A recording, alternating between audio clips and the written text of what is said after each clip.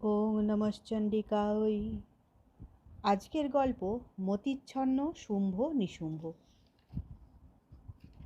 চিরদিন কারো যায় না সমান, সে মানুষই হোক আর দেবতাই হোক। তাই মহিষাসুরের মৃত্যুর পর দেবতারা পরম নিশ্চিন্তে স্বর্গে রাজত্ব শুরু করলেও আবার তাদের দাঁড়াতে হলো ভয়ঙ্কর এক বিপর্যয়ের মুখে। আবার পাতাল থেকে উঠে এলো দৈত্যের দল, আর স্বর্গচ্যুত হতে হলো দেবতাদের। আবার তাঁদের দিন কাটতে লাগলো সাধারণের মতো। মেধা ঋষি সেদিন সন্ধ্যা বন্দনার পর সুরত আর সমাধির কাছে এইভাবে দেবী মহামায়ার আরেক রূপে আবির্ভাবের পটভূমিটি বর্ণনা করে যেতে থাকলেন। কিন্তু সংক্ষেপে মন ভরে না কারই। বিশেষ করে এ জাতীয় অমৃতধারার আস্বাদনে কে কবে অল্পে থেকেছে তুষ্ট। তাই সুরত আর সমাধি সাহস করে বলেই ফেলে, কৃপা করে একটু সবিস্তারেই বলুন দেবীর আবির্ভাবের কথা। মেধামণি একটু হাসেন। এ হাসি সম্ভবত দুটি প্রাণে দেবী সম্পর্কে আগ্রহ সৃষ্টি করতে পারার সাফল্যে। এ হাসি সুরত এবং সমাধির মধ্যে চিরন্তনী শক্তিকে জানার এই আগ্রহ দেখে। এ হাসি সেই পরমা প্রকৃতি মহাশক্তির লীলা বর্ণনা করতে পারার, তাকে ভালো করে স্মরণ করার সুযোগ পাওয়ার আনন্দে। মেধামণি হেসেই বলে, শোনো তবে, এও সেই পুরাকালেরই কথা। শচীপতি ইন্দ্র আবার বসেছেন সিংহাসনে। অগ্নি, বায়ু, বরুণ, সূর্য প্রভৃতি দেবতারা করে চলেছেন নিজের কাজ। পৃথিবীও আবার হয়ে উঠেছে মধুময়। মধুময় পৃথিবীর বাতাস, মধুময় পৃথিবীর ধুলোমাটি, জল, ঔষধি। ঋষিরা আবার নির্বিঘ্নে করছেন যাগযজ্ঞ, তপস্যা। মোট কথা, কি স্বর্গ কি পৃথিবী, সর্বত্রই বয়ে চলেছে আনন্দ আর একটি পরম নিশ্চিন্ততার প্রবাহ। অচঞ্চল সেই প্রবাহকে হঠাৎই বিক্ষুব্ধ করে তুলল মহাবলশালী দুই দৈত্য শুম্ভ আর নিশুম্ভ। তাদের হঠাৎ আক্রমণে দেবতারা হলো পরাজিত। আবার স্বর্গ ছেড়ে তাদের নিতে হলো যাযাবর জীবন। সাধারণ মানুষের মতোই আবার শুরু হলো তাদের দুর্দশার কাল। তবে এবার তারা যেন কিছুটা নিশ্চিন্ত। দুর্দশার ওই ঘন অন্ধকারের মধ্যে তারা আবিষ্কার করে ফেলেছেন অনাগত সুখের সূর্যকে।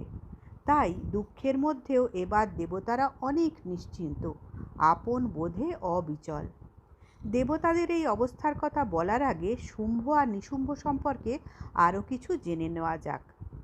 তবে এ কথা মেধামণি বলেননি, নেই এসব মার্কণ্ডেয় চণ্ডীতেও। শুম্ভ নিশুম্ভর জন্ম আর দুর্বার শক্তিতে উচ্ছৃঙ্খল হয়ে ওঠার কাহিনী আছে বামন পুরাণ, দেবী ভাগবত প্রভৃতি গ্রন্থে। সেখান থেকে জেনে নেওয়া যাক সেসব কথা। প্রজাপতি কশ্যপ, তার এক স্ত্রীর নাম দনু। এই দনুর গর্ভে হলো কশ্যপের অতি পরাক্রান্ত তিনটি ছেলে। বড়টির নাম শুম্ভ, পরেরটি নিশুম্ভ আর তৃতীয়টির নাম নমুচি। কশ্যপেরই আরেক স্ত্রী অদিতি। অদিতির ছেলেরাই ইন্দ্রাদি দেবতা, তাঁরাই পেয়েছিলেন স্বর্গের অধিকার। ত্রিলোকের যোগ্য ভাগে ছিল ইন্দ্রের অধিকার, আর ইন্দ্রের মুখেই আহার করতেন অন্য সব দেবতা। শুম্ভ আর নিশুম্ভ মিলে সেই যোগ্য ভাগ করল হরণ, আর তাতেই অভুক্ত দেবতাদের শুরু হলো দুর্দিন। কেমন করে তারা দেবতাদের হারাবার, তাদের যোগ্য ভাগ হরণের শক্তি পেল, তা জানতে হলে পাতা উল্টাতে হবে দেবী ভাগবতের। দেবী ভাগবতে আছে, শুম্ভ আর নিশুম্ভ যখন যৌবনে পা দিল, তখনই তারা পাতাল থেকে উঠে আসে পৃথিবীতে। দৈহিক শক্তিতে দুর্বার হলেও তারা জানে সাধনা না করলে অর্জন করা যায় না অজেয় হওয়ার অধিকার। তাই সাধনা করতেই তারা উঠে আসে পৃথিবীতে। তারা ঠিক করে আগে সাধনা করে অর্জন করবে শক্তি, তারপর নিষ্কণ্টকে ভোগ করবে এই ত্রিভুবন। প্রথমেই তারা আয়ত্ত করে যোগবিদ্যা, তারপর তারা চলে আসে সোজা পুষ্কর তীর্থে। সেখানে সব রকম অন্ন জল ত্যাগ করে তারা একই আসনে বসে অযুত বছর ধরে করে যায় দুশ্চর তপস্যা। তাদের তপস্যায় তৃপ্ত হন পিতামহ ব্রহ্মা। হংস বাহনে এসে দানবের কাছে তিনি বলেন, তোমরা ওঠো, তোমাদের তপস্যায় সন্তুষ্ট হয়েছি আমি, তোমরা প্রার্থনা করো তোমাদের অভিলাষিত বর। শুম্ভ আর নিশুম্ভ গভীর সমাধিতে নিমগ্ন থাকলেও ব্রহ্মার মধুর স্বর তাদের কানে যাওয়া মাত্র তারা সমাধি থেকে প্রবুদ্ধ হয়। সামনে ব্রহ্মাকে দেখে যথারীতি তাঁকে প্রদক্ষিণ করে প্রণাম করে। আশীর্বাদ জানিয়ে ব্রহ্মা দুই ভাইকে বলেন, এবার বলো কি বর চাও তোমরা। শুম্ভ নিশুম্ভ বিনম্র বচনে বিনয়াবনত হয়ে বলে, আপনি করুণা সিন্ধু, আমরা বিশেষ কিছুই চাই না আপনার কাছে। আপনি যদি সত্যিই আমাদের ওপর খুশি হয়ে থাকেন তাহলে আমাদের অমরতা দিন। আপনি তো জানেন মৃত্যু ভয়ই সবচেয়ে বড় ভয়, সেই ভয় থেকে আপনি আমাদের মুক্তি দিন। ব্রহ্মা আগের থেকেই জানতে পেরেছিলেন তাদের অন্তরের এই আকাঙ্ক্ষার কথা। এই আকাঙ্ক্ষা যে পূরণ হবার নয় তাও তিনি জানতেন। তাই শুম্ভ নিশুম্ভর কথা শেষ হবার আগেই বলেন, দেখো, একটা সত্যি কথা বলছি তোমাদের, এই ত্রিলোকে কেউই কাউকে অমরতা দিতে পারে না। কেননা যেদিন এই ব্রহ্মাণ্ডের সৃষ্টি, তারও আগে বিশ্বপতি ঠিক করে দিয়েছিলেন জন্মালে মরতেই হবে। ত্রিভুবনে সমস্ত প্রাণীকেই একদিন না একদিন মরতে হবে। তাই ওই বর ছেড়ে অন্য কোনো বর তোমরা প্রার্থনা করো। ব্রহ্মার কথায় দুই ভাই বুঝতে পারে না অমরতা ছাড়া আর কোন বর পেলে মৃত্যু ভয়কে ঠেকানো যাবে। অনেকক্ষণ ধরে দুজনে চিন্তা করে। তারপর দুজনে মিলে যুক্তি করে বলে, বেশ, অমরতা না দিতে পারেন কিভাবে কার হাতে আমরা মরব সে বর দেওয়ায় তো কোনো বাধা নেই। না না, সে বাধা থাকবে কেন, বলো না কেমনভাবে তোমরা মরতে চাও। ব্রহ্মার একথা উত্তরে দুই ভাই বলে, বর দিন আমরা যেন হই পুরুষের অবদ্ধ। দেবতা, পশু পাখি অথবা সে যে প্রাণীই হোক, কোনো পুরুষই আমাদের মারতে পারবে না, এই বর আমাদের দিন। আপনি তো জানেন আমরা এই ত্রিলোকে কোনো স্ত্রীলোককেই ভয় করি না। অবলা কোনো রমণীই আমাদের বধ করতে পারবে না। তাই পুরুষের হাতে অবদ্ধ হবার বর পেলে আমরা মৃত্যুকেই জয় করব অনায়াসে। ব্রহ্মা এ বর দিতে দেরি করলেন না এতটুকু। কেননা দুই দানব কথার ফাঁকে আবার কি চেয়ে বসবে তার ঠিক নেই। তাই তাড়াতাড়ি তথাস্তু বলেই ব্রহ্মা অন্তরিত হলেন সেখান থেকে। শুম্ভ নিশুম্ভ পরম নিশ্চিন্ত। মদমত্ত দুই ভাই ভাবে তারা ব্রহ্মার কাছ থেকে অমরতার বরটি আদায় করে নিয়েছে কৌশল করে। তাই পরম আনন্দে তারা ফিরে যায় নিজেদের আবাসে। সেখানে ভৃগুমুনিকে পৌরোহিত্যে বরণ করে তারা সেবা করতে থাকে তাঁর। ভৃগুমুনি স্বর্ণময় এক অপরূপ সিংহাসন তৈরি করে তাতে অভিষিক্ত করেন শুম্ভকে। শুম্ভ রাজা হয়েছে শুনে দলে দলে দানবরা এসে তার অধীনতা মেনে নেয়। শুম্ভ দেয় তাদের অভয়।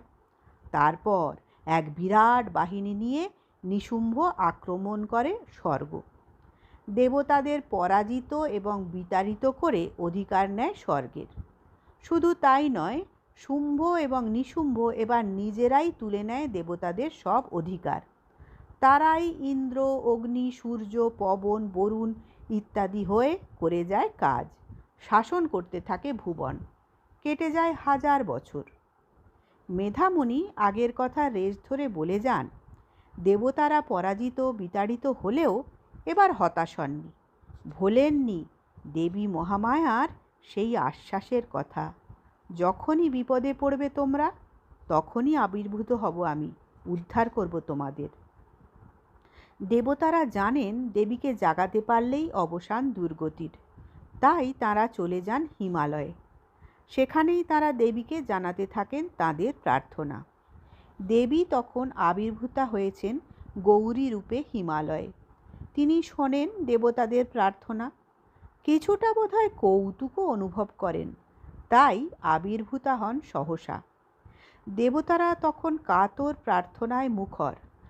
বিষ্ণু মায়া ওঙ্কার রূপিণী দেবীর উদ্দেশ্যে তারা বলতে থাকেন, মা, তুমি সমস্ত ইন্দ্রিয় প্রকাশিনী মহাদেবী, তুমি কল্যাণী, তুমি প্রকৃতি রূপিণী পালনকর্ত্রী, তুমি ভীষণা আবার নিত্যা, গৌরী ও ধাত্রী, তুমি পরমানন্দময়ী জ্যোৎস্নারূপিণী চন্দ্রস্বরূপা, তুমি বুদ্ধি ও সিদ্ধি, তুমি লক্ষ্মী মহালক্ষ্মী, আবার তুমিই অলক্ষ্মী।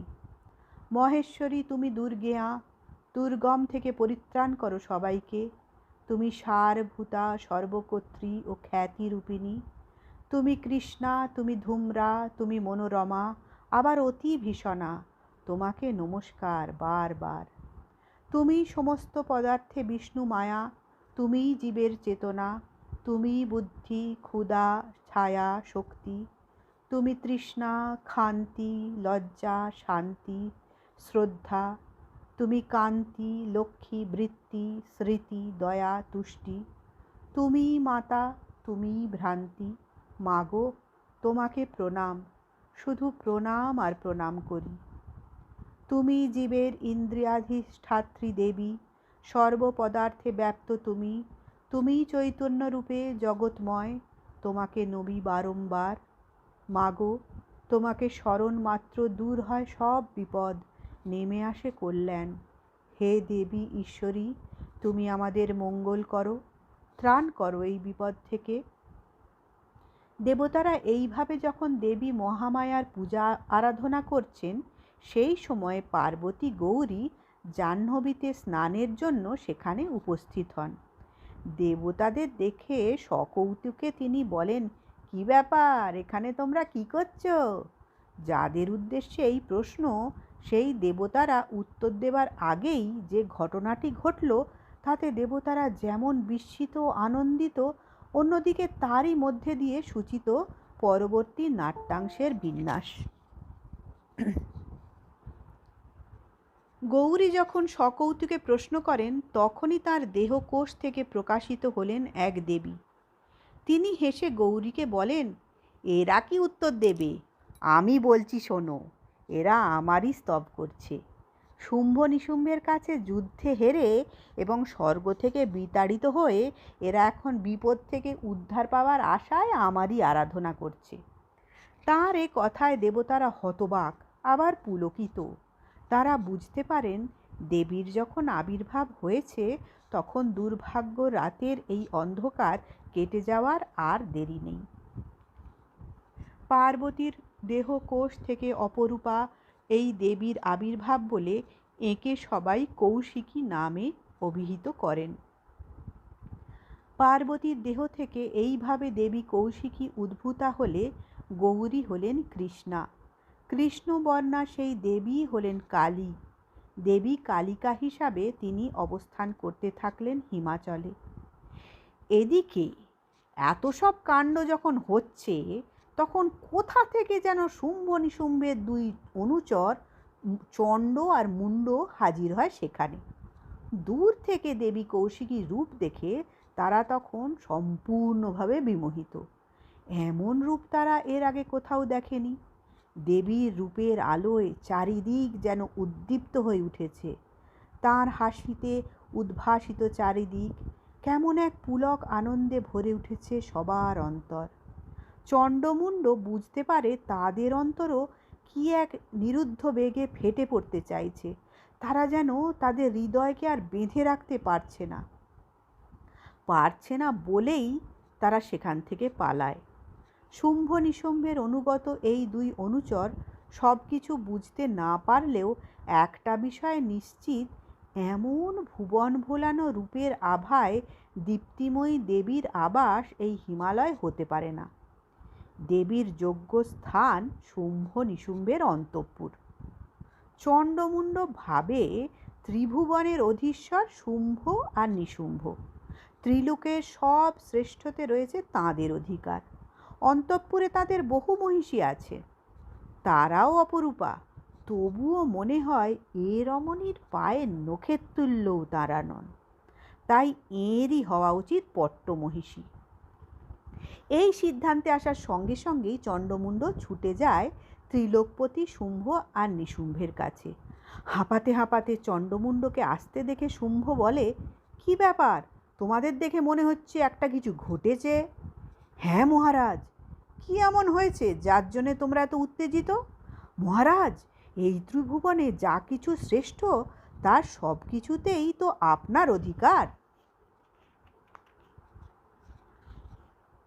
হ্যাঁ, আপন বাহুবলে আমি সে অধিকার প্রতিষ্ঠা করেছি, কিন্তু হঠাৎ এ প্রশ্ন কেন? বলছি মহারাজ, ত্রিলোকের যে শ্রেষ্ঠ হস্তি ইন্দ্রের ঐরাবত, তাও এখন আপনার। উচ্চৈশ্রবা ঘোড়াও আপনার। হ্যাঁ হ্যাঁ, এ নতুন কথা কি? ইন্দ্রের কাছ থেকে এগুলো ছিনিয়ে নিয়েছি আমি। শুম্ভ প্রায় চিৎকার করি বলে কথাগুলো। শুধু ঐরাবত বা উচ্চৈশ্রবা কেন, ব্রহ্মার রত্নময় হংসযুক্ত বোমযান, কুবেরের মহাপদ্মনিধি, বরুণের স্বর্ণবর্ষী ছাতা, প্রজাপতির শ্রেষ্ঠ রথও আপনার। আপনার ভয় সমুদ্র আপনাকে দিয়েছে কিঞ্জলকিনী নামে কমল মালা। আপনি যমের কাছ থেকে নিয়েছেন উৎক্রান্তিদা বা মরণদাত্রী শক্তি। আপনার ভাইয়ের কাছে রয়েছে বরুণের পাশ এবং সমুদ্রের নানা রত্ন। চণ্ডমুণ্ডের এই জাতীয় কথায় অত্যন্ত বিরক্ত হয়ে ওঠে দানবরাজ শুম্ভ। হুঙ্কার দিয়ে বলে ওঠে, তখন থেকে শুধু কথার ইট সাজিয়ে তৈরি করে যাচ্ছ একটা নীরের দেয়াল। তোমাদের কথার উদ্দেশ্য আমি বুঝতে পারছি না। বৃথা বাক্য ব্যয় করে আমার ধৈর্যচ্যুতি না ঘটিয়ে সোজা কথায় বলো কি বলতে চাও। যদি এই ভূমিকা এইভাবে চালিয়ে যাওয়ার বাসনা তোমাদের থাকে, তাহলে জেনে রাখো আমার হাতে তোমাদের মৃত্যুকে রোধ করতে পারবে না কেউ। শুম্ভকে ক্ষিপ্ত হতে দেখেও তেমন ভয় পায় না চণ্ডমুণ্ড, বরং বেশ বিনীতভাবেই বলে, জগতের যাবতীয় শ্রেষ্ঠ রত্নে আপনারা অধিকারী, কিন্তু একটি রত্ন এখনও কেন আপনাদের অধিকারের বাইরে তা বুঝতে পারছি না। কি কি বললে? আমার অধিকারের বাইরে রত্ন? কোথায়? কোন সে রত্ন? রমণী রত্ন মহারাজ। রমণী রত্ন? হ্যাঁ মহারাজ, দেখে এলাম হিমালয়ে। সে কন্যার রূপের আলোয় চারিদিক উদ্ভাসিত। মহারাজ, অমন রূপ আমরা দেখিনি। জানি না সে কন্যা দেবী অথবা মানবী, কিংবা যক্ষী বা কিন্নরী। শুধু জানি ত্রিভুবনে অমন রূপসী আর নেই। জানি ওই রমণী রত্নের অধিকারী হতে পারেন শুধু আপনি অথবা আপনার ভাই মহারাজ নিশুম্ভ। হিমালয়ে রমণী রত্ন? হ্যাঁ মহারাজ, অমন মনোরমা রত্নভূতা রমণীকে এখনও কী জন্যে আপনি গ্রহণ করছেন না, এই প্রশ্ন জেগেছে আমাদের মনে। হে দৈত্যরাজ, আপন কান্তিতে দিক সমুদ্ভাসিতা সে রমণীকে আপনি দর্শন করে তাকে গ্রহণ করুন, এটাই আমাদের প্রার্থনা। চণ্ডমুণ্ডের এই কথায় শুম্ভ বলে, তোমরা আগে এই কথা বলবে তো? আমি এক্ষুনি সেই রমণীকে এখানে আনার ব্যবস্থা করছি। শুম্ভ সঙ্গে সঙ্গে সুগ্রীব নামে এক মহাসুরকে ডেকে বলে, তুমি এক্ষুনি যাও হিমালয়ে। সেখানে গিয়ে চণ্ডমুণ্ড যে রমণীর কথা বলল তাকে বলো আমি তাকে গ্রহণ করব। সে যেন পুলকিত চিত্তে এক্ষুনি তোমাদের সঙ্গে চলে আসে। দৈত্যরাজ শুম্ভের নির্দেশে সুগ্রীব সঙ্গে সঙ্গেই হাজির হয় হিমালয়ে। যেখানে অবস্থান করছেন তখন দেবী কৌশিকী। দেবীকে দর্শন করে সুগ্রীব মনে মনে তারিফ করে চণ্ডমুণ্ডের। বলে, হ্যাঁ, সত্যিই অতুলনীয়া এই রমণী। আমাদের দৈত্যরাজই এর যোগ্য অধিকারী। মনের ভাব মনে রেখেই সুগ্রীব এগিয়ে যায় দেবীর কাছে। নগাধিরাজ হিমালয়ের অতি অপরূপ একটি সুন্দর শৃঙ্গে তখন অবস্থান করছেন দেবী। তাঁর কাছে গিয়ে সুগ্রীব গলার স্বরকে নামিয়ে বিনীত এবং মধুর ভাবে বলল, হে দেবী, অসুরপতি শুম্ভ ত্রিভুবনের একমাত্র সম্রাট, আমি তাঁরই দূত। ত্রিভুবনের একমাত্র সম্রাট শুম্ভ? তা তাঁর দূতের আমার কাছে কি প্রয়োজন? দেবী, বিদ্যাধর থেকে শুরু করে কোনো দেবতাই তাঁর আদেশ অগ্রাহ্য করার সাহস পায় না। তিনি দানবদের সমস্ত শত্রুকে পরাভূত করেছেন আপন শক্তিতে। সেই ত্রিলোকজয়ী দৈত্যরাজ শুম্ভ যা বলেছেন তা শুনুন এবং শুনে এখনই আমার সঙ্গে চলুন। সে কথা শুনে দেবী হেসে বললেন, যাওয়া না যাওয়া তো আমার ইচ্ছের অধীন, কিন্তু আগে বলো কি বলেছেন তোমাদের ত্রিভুবনের সম্রাট? দেবীর কণ্ঠে ত্রিভুবনের সম্রাট শব্দটিতে সুগ্রীব যেন পায় একটু বিদ্রূপের ছোঁয়া। পরমুহূর্তেই মনে হয় বিদ্রূপ নয়, এটা হয়তো অনুরাগের কথা। মনে মনেই হাসে সুগ্রীব। সত্যি নারী মন বড়ই দুর্গেয়। তারা অন্তরে যা ভাবে তা মুখে প্রকাশ করে না কখনো, আবার মুখে যা বলে তার সঙ্গে বিন্দু মাত্র মিল থাকে না অন্তরের ভাবনায়। নারী মনের এই বৈপরীত্যের কথা ভেবেই বলে, শুনুন তবে দৈত্যরাজের কথা। তিনি বলেছেন, এ ত্রিভুবন আমার, দেবতারা আমারই বশীভূত। আমি ইন্দ্ররূপে সমস্ত যোগ্য ভাগ আলাদা আলাদাভাবে ভোগ করে থাকি। ত্রিলোকে শ্রেষ্ঠ সব রত্নই আমার। হস্তি শ্রেষ্ঠ ঐরাবত, তাও আমার সম্পূর্ণ অধীনে। দেবতারা আমাকে প্রণাম করে ইন্দ্রের বাহন ক্ষীর সমুদ্রজাত উচ্চৈশ্রবাকে আমার হাতে তুলে দিয়ে গেছে। ইন্দ্রাদি দেবতা, বিশ্ববসু প্রমুখ গন্ধর্ব, বাসুকী ইত্যাদি নাগের যে সমস্ত রত্নবস্তু ছিল তার সবই এখন আমার কাছে। এই তিন ভুবনে আমরা তোমাকেই শ্রেষ্ঠ রমণীরত্ন বলে মনে করি। তুমিও আমাদের কাছে চলে এসো। কেননা তুমি নিশ্চয়ই জানো রত্নভোগের উপযুক্ত পাত্র শুধু আমরাই। তাই তুমি আমাকে কিংবা ইচ্ছে করলে আমার ছোট ভাই নিশুম্ভকে ভজনা করো। জেনে রাখো, আমাদের আশ্রিতা হলে তুমি হবে শ্রেষ্ঠা। তুমি যেমন রূপবতী, নিশ্চয়ই তেমনি বুদ্ধিমতী। তোমার সেই বুদ্ধি আমাদের বেছে নেবে স্বামী হিসেবে। সুগ্রীবের কথা শুনে দেবী কৌশিকী এতক্ষণ মনে মনে হাসছিলেন। এখন সুগ্রীব থামতেই বাইরে বেশ একটা গাম্ভীর্যের ভাব এনে বলেন, প্রস্তাবটা খুবই ভালো। তাছাড়া এতক্ষণ তুমি যা বললে তার এতটুকু মিথ্যে নয়। শুম্ভ এই ত্রিভুবনের অধিপতি এবং নিশুম্ভ তারই মতো যোগ্য, কিন্তু মুশকিল হয়েছে অন্য জায়গায়। মুশকিলের কথায় সুগ্রীব ভাবে দেবী হয়তো আগেই কাউকে মন দিয়ে বসে আছেন, কিংবা তিনি হয়তো বাগদত্তা। তাই তাড়াতাড়ি বলে, না না, ও সবের জন্য চিন্তা করবেন না। শুম্ভ কাউকে গ্রহণ করলে কেউ টু শব্দটি পর্যন্ত করতে পারবে না। দেবী বলেন, তা তো জানি, সেটা নিয়ে আমি ভাবছিও না। আমার ভাবনাটি অন্য জায়গায়। আবার কি ভাবনা? ওসব কিছু ভাবতে হবে না, আপনি চটপট আমার সঙ্গে চলুন, নইলে দৈত্যরাজ হয়তো আবার ভাববেন। না না, ওসব ভাবনার কিছু নেই। অসুবিধেটা কি জানো?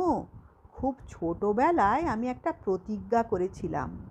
সেই প্রতিজ্ঞাটাই এখন আমার সামনে বাধা হয়ে দাঁড়িয়েছে। কিসের প্রতিজ্ঞা? প্রতিজ্ঞা করেছিলাম যে আমাকে যুদ্ধে হারাতে পারবে, আমার দর্প নষ্ট করবে, ক্ষমতায় আমারই সমান হবে, তাকেই বিয়ে করব আমি। দৈত্যেশ্বর শুম্ভ আপনাকে বিয়ে করতে চাইছে শুনেও আপনি কথা বলছেন? কি করব বলো, ওই রকমই যে প্রতিজ্ঞা করে বসেছিলুম। আসলে ছেলে মানুষ ছিলুম তো, অত অগ্রপশ্চাৎ ভাবিনি, দুম করে প্রতিজ্ঞা করে বসি। যে ভেবেই প্রতিজ্ঞা করে থাকি না কেন, তা ভঙ্গ করে পাপের ভাগী হতে পারি না। তাছাড়া তোমারই বা অত ভাবনা কিসের? তুমি যা বললে তাতে বুঝলুম শুম্ভ নিশুম্ভ অত্যন্ত বলবান। তাদের পক্ষে আমাকে হারাতে আর কতটুকু সময় লাগবে?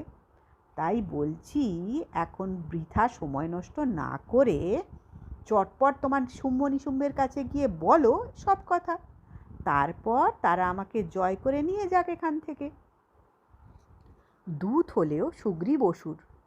তার শরীরের অসুর রক্ত যেন টগবগ করে ফুটে উঠল দেবীর কথায়। একবার ইচ্ছে করলো সে নিজেই এই গর্বিতা নারীকে ধরে নিয়ে যাবে দৈত্যেশ্বর শুম্ভের কাছে, কিন্তু দূতের কাজ সেটা নয় বলেই অনেক কষ্টে সংযত করল নিজেকে। কথায় কিন্তু রয়ে গেল তার একটু তিক্ত ঝাঁঝ।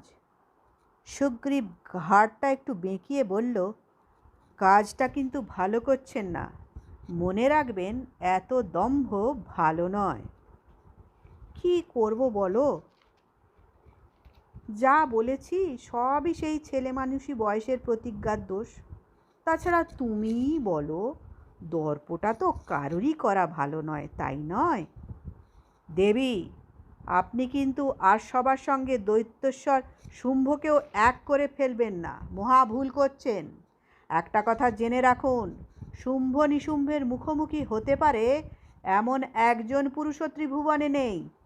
কথাটা ঠিক, তবে আর শুম্ভ নিশুম্ভের কথা বাদ দিন, যুদ্ধে অন্য দৈত্যদের সামনেই স্থির থাকতে পারে না দেবতারা, আর আপনি সামান্য এক রমণী হয়ে তাদের মুখোমুখি হতে চাইছেন, ভেবেই অবাক হতে হচ্ছে। তাই তো হয় দূত, এই ত্রিভুবনে অবাক হওয়ার জিনিস যে কত আছে আর কোথায় লুকিয়ে আছে তা কেউ জানে না। তা অত কথায় কাজ কি? তুমি তোমার প্রভুদের চটপট এখানে চলে আসতে বলো। আপনার এটা সাহস না হঠকারিতা তা আমি বুঝতে পারছি না। ইন্দ্র ইত্যাদি দেবতারা পর্যন্ত যে শুম্ভ নিশুম্ভের সামনে থরহরি কাঁপে, আপনি যে তাঁদের মুখোমুখি হতে চাইছেন, এর ফলটা কি হবে একবারও কি তা ভেবেছেন? এখনো বলছি, আমার কথা শুনুন। শুম্ভ নিশুম্ভের কাছে স্বেচ্ছায় চলুন, এটা বরং গৌরবের ব্যাপার হবে। না হলে পরে যখন চুল ধরে সম্মান নষ্ট করে আপনাকে নিয়ে যাবে, তখন আমার এই কথা না শোনার জন্যে কিন্তু আপনাকে অনুশোচনা করতে হবে। দেবী কৌশিকী মুখে কেমন একটা অসহায় ভাব ফুটিয়ে তুলে বলেন, বুঝতে পারছি শুম্ভ খুবই বলশালী, নিশুম্ভও অতি বীর্যবান, কিন্তু আগে তো এদের কথা ভাবিনি, তাই এখন আর কোনো উপায় নেই। তুমি যাও, অসুররাজ শুম্ভকে খুব মধুরভাবে আমি যা বললাম তা বলো, তারপর তিনি যা ভালো বুঝবেন তাই করবেন। হ্যাঁ, ভালো কথা, আমি কিন্তু তাদের জন্য এইখানেই অপেক্ষা করে থাকব। দূত হিসেবে যা জানার তা জানা হয়ে গেল সুগ্রীবের, আর এখানে থাকার কোনো অর্থ হয় না। তাই সুগ্রীব বিদায় নেবার আগে একটা তীব্র দৃষ্টি হেনে গেল দেবীর দিকে। ভাবখানা, দেখি শেষ পর্যন্ত তোমার এ দর্প থাকে কোথায়। ক্রুদ্ধ অসুরের যাওয়ার দিকে চেয়ে দেবী শুধু হাসতে থাকেন।